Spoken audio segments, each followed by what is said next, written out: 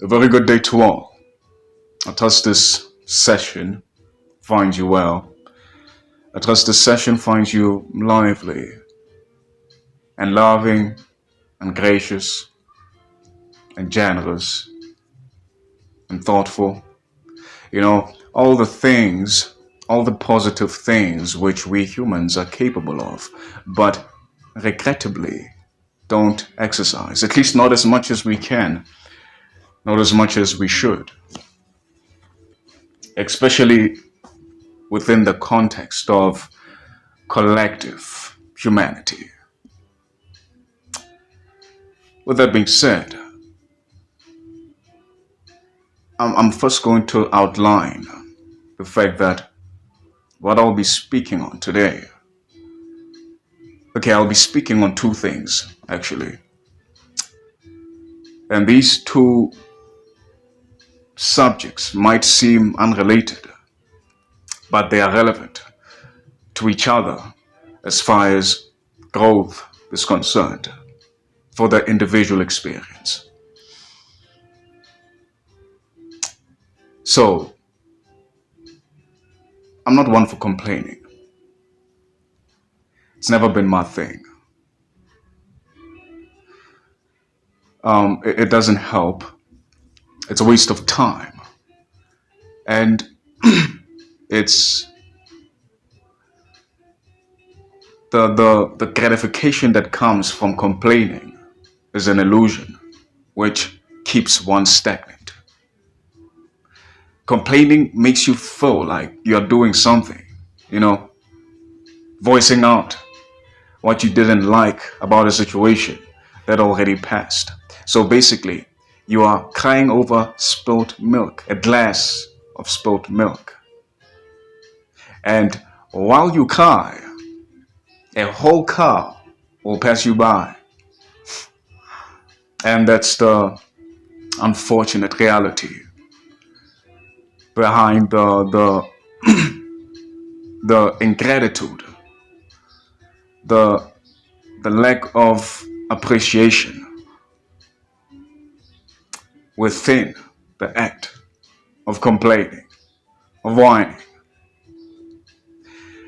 And so I'm mentioning this with regards to the famous word, system. Well, that's one subject which I'll be focusing on.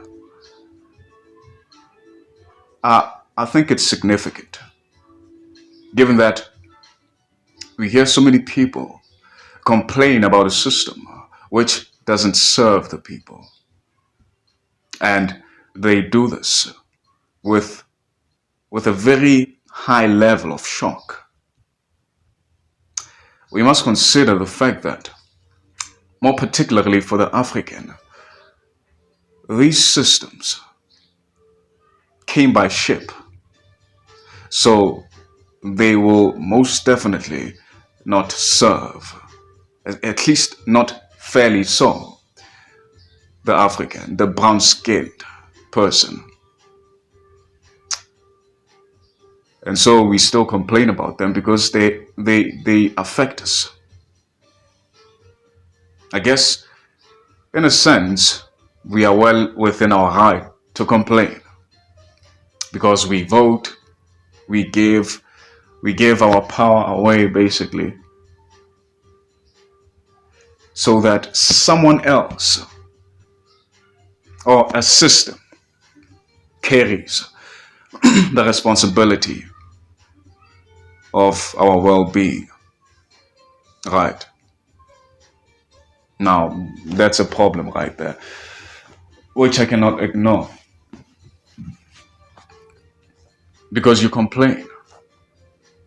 And the thing is, the people who complain about everything, but do nothing about anything. Which is the illusion, the trap that I just mentioned. It makes you feel like you're doing something because you're always complaining. This and that, hey, this and this. And within those complaints, we must consider the fact that the problems are actually there. The diagnosis of problems can be found within those complaints. But because the information is approached in a certain attitude, namely to complain, one doesn't, or one never goes beyond or transcends beyond the complaint and actually addressing the problem, thereby finding a solution.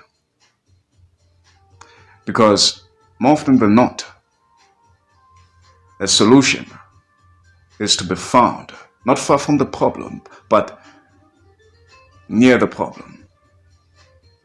More often than not, right? And so, with regards to systems, the idea of a system is not really detrimental. It has the potential to be beneficial. It can work for everyone. But this solely depends on the intention behind the system. Because when a system is created, it's created for the main purpose of serving, or rather working towards a certain end. That's the purpose of a system. And so, us brown-skinned folks, we cry about the system. We say the system is broken. Well, I don't think that's an accident. I think the system is serving its purpose, the purpose of the people who came up with the system that we were indoctrinated to from beyond birth. It happened to our parents and they passed it on to us. Hence the whole idea of generational curse, which is non-existent. It's a reality for us because we think it's a reality. We use it to justify our laziness, to justify our lack of courage. Because we say things like, I'm not doing this because I lack capital. Oh, really? So that's why you're not doing anything, because you lack capital, or because of how you were brought up. Let's consider the fact that there are billionaires out there who are once subject to the worst forms of poverty. What about those people? What's so different about them? The difference is that they had the courage. They were willing to bring about change as opposed to just complaining. Because complaining never helped anyone. It actually bloodies more than it cuts. More particularly in the long run, because how you do one thing is how you do everything. And so if you complain about one thing, that becomes your way of being. And life, your experience, becomes a sequence of complaints. Right, so, solution. The solution for the individual experience is that we begin. Well, this is only a suggestion, eh? You don't have to do anything you don't want to do. You can do anything you please. You can do as you please. I'm suggesting that we begin implementing our own systems. In fact, you're already doing this. Probably unconsciously, probably impulsively.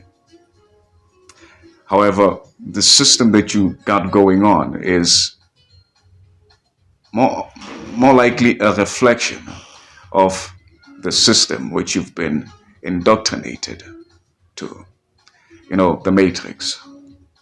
The matrix is living within you, basically. That system. You are living out that system in your own way. depending on your environment, right? But you can be more intentional, which ties to the second subject, which I'll be touching on. And in a nutshell, I'd title it as time. And what I have to say about that is that time is all time, and all time is now. Here's a typical example. We all go through shit, right? And for most of us, our sense of self is rooted in a past reality, or it could be an echo of a past reality. We justify it away by saying things like, oh, I'm this way because 1, 2, 3 happened to me.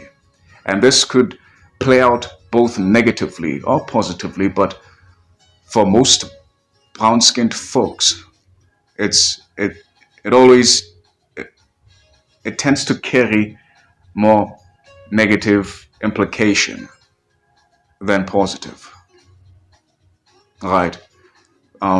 We are living lives, or we are living in such a way which is contradictory to life itself.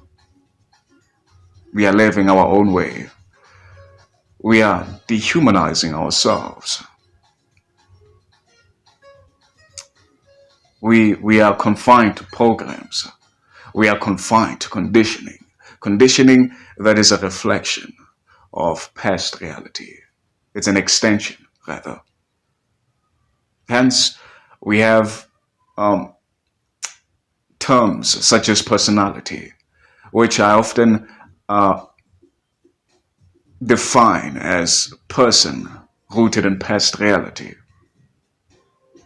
And so, although the essence of your current experience is not really born of the now, it's actually a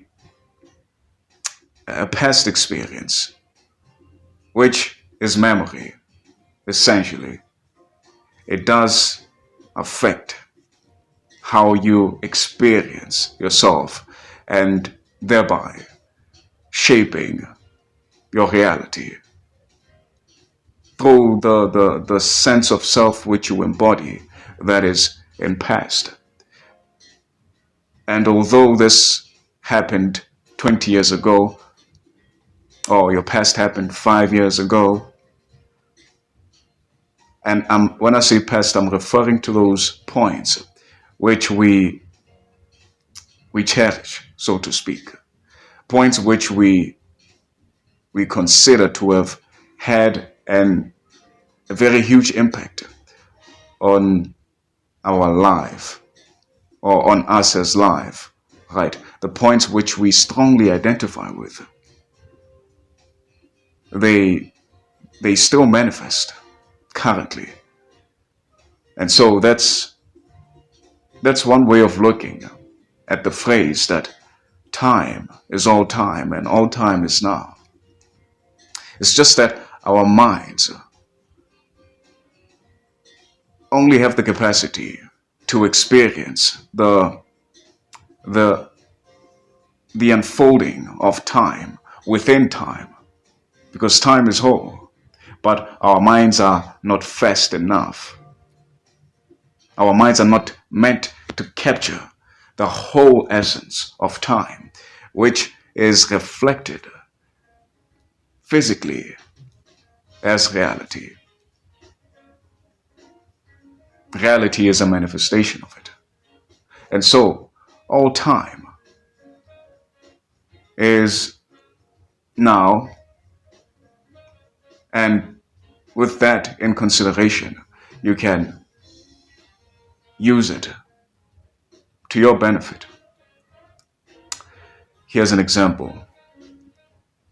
You have certain aspirations. You have hope, which is tied to a future time, right? And when you see this future time, you see through imagination, right? It's filled with abundance. And there's a different version of you living within that reality, which is reflective of abundance, right? And so, what you can do about that, given that time is all time and all time is now, to get to that future reality, you don't actually get to it, you realize it now. That's to say, the person who's in that, who's surrounded by abundance, who's oblivious to scarcity, that person thinks, moves, speaks a certain way. And so, what you must do is bring that person here.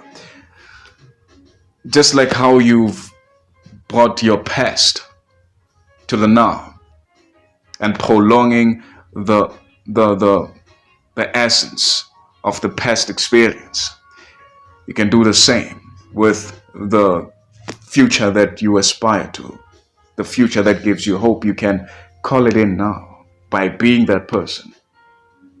And that person has systems. Just follow those systems. And the key, as far as imagination is concerned, it's not really tied to detail. Detail is not so important. What's important is the sense of experience. It's the sense of self which drives your experience and ultimately shapes your reality. And so, in that sense, you can bring about change. You can materialize the future now, and your surroundings